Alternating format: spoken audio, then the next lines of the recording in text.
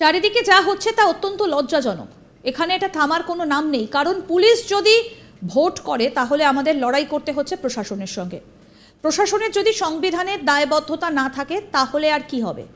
প্রশাসনের কাজ হলো ভোটের সময় তৃণমূলকে জেতানো ছাড়া আর কিছু নয়। রায়গঞ্জে এসে এমনই মন্তব্য করলেন বিরোধী দলনেতা শুভেন্দু অধিকারী। তিনি বলেন, বৃহস্পতিবার সন্ধ্যায় দীপক বর্মনের নেতৃত্বে জেনারেল অবজারভার পুলিশ অবজারভারের কাছে ডিএম এবং আইসির বিরুদ্ধে লিখিত অভিযোগ জানানোর কথা। তিনি বলেন, ইতিমধ্যে 100-র বেশি বিজেপি কর্মীকে সিভিক ভলেন্টিয়ারকে দিয়ে থানাতে ডেকে পাঠিয়ে ভয় দেখিয়ে কিছু জনকে তৃণমূলে জয়েন করিয়েছে, কিছু জনকে বিজেপির প্রচারের কাজ থেকে বিরত করিয়েছে। পুলিশ রাজনীতি করছে, তাই লিখিত অভিযোগ হবে।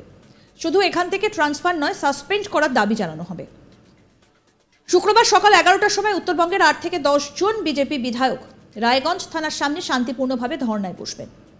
কোনো আইন হাতে না নিয়ে আর যদি সদর্থক কোনো আলোচনায় তাদের সঙ্গে বসে, তারা যদি বলে শান্তিপূর্ণভাবে ভোট হবে, তাতে যেই জিতুক কোনো আপত্তি নেই, তাহলে আমরা সেটাতে রাজি রয়েছি। বিরোধী দলনেতা শুভেন্দু অধিকারী কি বলছেন এই বিষয়ে শোনাবো।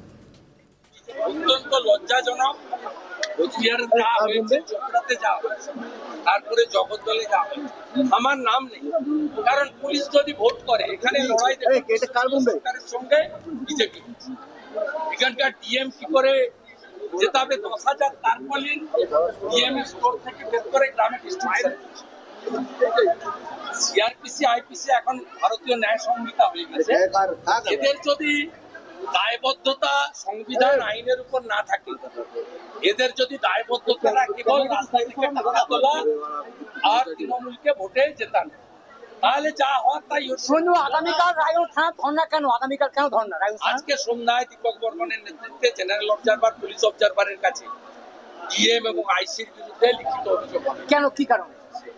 কি কারণ আপনি নিজে জানেন।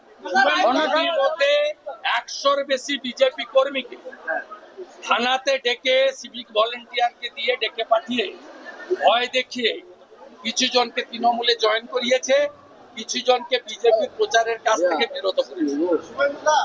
পুলিশ রাজনীতি করছে, তাই আজকে লিখিত অভিযোগ হবে যে শুধু এখান থেকে ট্রান্সফার নয়, সাসপেন্ড করার জন্য। অন্ধ্রপ্রদেশে যদি ইসিআই করে থাকতে পারে, হোয়াই নট বেঙ্গল? আগামীকাল 11টার সময় আমাদের উত্তরবঙ্গের 8-10 জন এমএলএ তারা থানাতে শান্তিপূর্ণ থানার গেটে ধর্ণা দেবে, কোনো আইন হাতে না নিয়ে, গোলমাল না করে। আর যদি সদর্থক আলোচনা পুলিশ অবজারভার করেন, থানা করে, এসপি করে, আইসি বলে ভুল হয়ে গেছে আর হবে না, তাহলে নিশ্চিতভাবে আমরা চাই ফ্রি অ্যান্ড ফেয়ার ভোট। মানুষ ভোটদান করুন, তাতে যে জিতবে তাকে স্বীকার করতে হবে সব।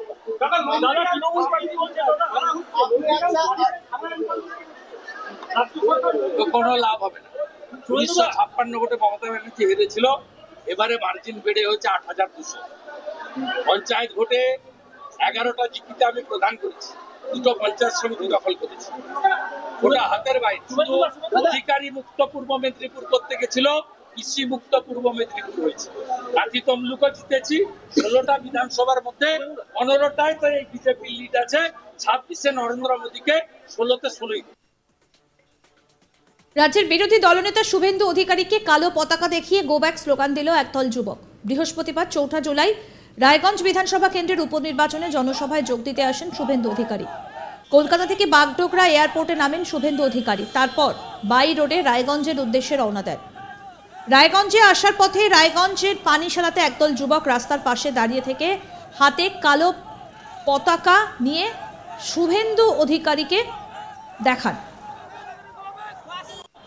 এবং গো ব্যাক স্লোগান দেওয়া হয়।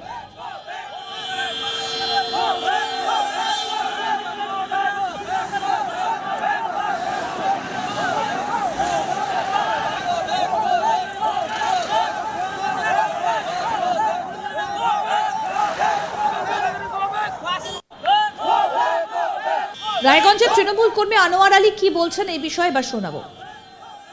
আমরা শুভেন্দু অধিকারী কালো পতাকা দেখালাম, তার কারণ হলো যে গত পৌরসভাতে যে ইলেকশন হয়েছিল তার ভোট লুটারা হিসাবে, মাস্টারমাইন্ড হিসাবে কাজ করেছে, সেটা হলো শুভেন্দু অধিকারী। তার যে রাজনীতি আমরা বারে বারে দেখতে পাচ্ছি, বিশৃঙ্খলা এবং উত্তেজনাপূর্ণক যে একটা গুন্ডা বাহিনী দিয়ে যে ভোট লুট করবে এমন একটা ওনার পরিকল্পনা রয়েছে। কিভাবে মানুষকে বিঘ্নিত করে আবার পুনরায় ভোট নষ্ট করার বা মানুষের কাছ থেকে ভোটাধিকার যে আছে একটা অধিকার সেটাকে খরণ করার চেষ্টা করছে। আমরা তার বিরুদ্ধে ওনাকে আমরা কালো পতাকা দেখাচ্ছি এবং ওনার কুশপুতুল পুড়িয়ে আমরা তাকে ধিক্কার মিছিল করছি।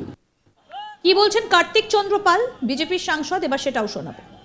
প্রথম কথা, আমার জানা নেই, যদি এটা করে থাকে এটা ভারী অন্যায়, কারণ আমাদের এই রায়গঞ্জে বা আমাদের এটাতে কোনো কালচার নয়। আগামী দিনে যে যেরকম পথ দেখাবে সবাই সেই পথেই চলবে।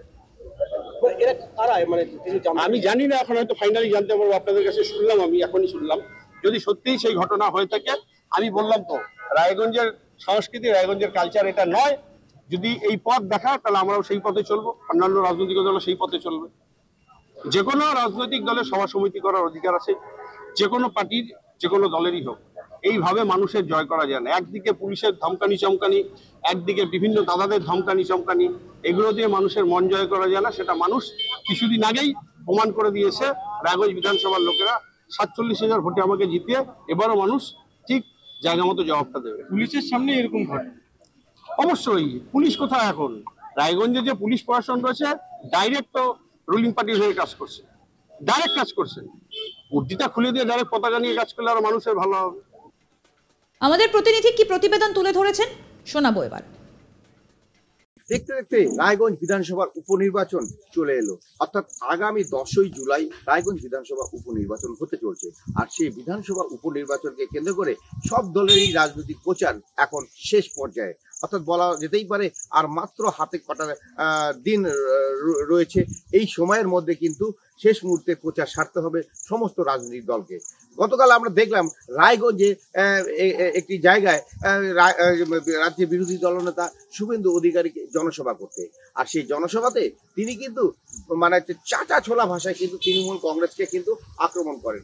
চোপড়ার কাণ্ড নিয়ে তিনি সেখানে বলেন যে যেভাবে চোপড়ার কাণ্ডকে কেন্দ্র করে যে একটা রাজ্য পর্যায়ে দেশ পর্যায়ে যেভাবে একটা ঘটনা মানে আলোড়ন সৃষ্টি হলো তা আমাদের সকলের কাছে লজ্জা। এই লজ্জা কিন্তু আর ঢাকার বিষয় নয়। এবং যিনি এই ঘটনার পর মন্তব্য করেছিলেন হামিদুর রহমান, সেই হামিদুর রহমানের বলেছিলেন যে এই ধরনের ঘটনা ইসলামিক কান্ট্রিতেই হয়। সেই ইসলামিক কান্ট্রি যখন এই ধরনের মন্তব্য তিনি বলেন, হামিদুর রহমান কি তাহলে চোপড়া বা এই রাজ্যটাকে কি ইসলামিক কান্ট্রি পাঠাতে চাচ্ছেন? এই যে একটা মন্তব্য, এই মন্তব্য যত তৃণমূল কংগ্রেস কি এখনো তাকে কি কোনো তার বিরুদ্ধে ব্যবস্থা নিয়েছে? না, এখানে ব্যবস্থা নিতে পারবে না, কারণ গণতান্ত্রিক বা এখানে যে পুলিশ প্রশাসন বা পুলিশ। আরো আপডেট পেতে দেখতে থাকুন আজ তাক বাংলার ইউটিউব চ্যানেল, সাবস্ক্রাইব করুন।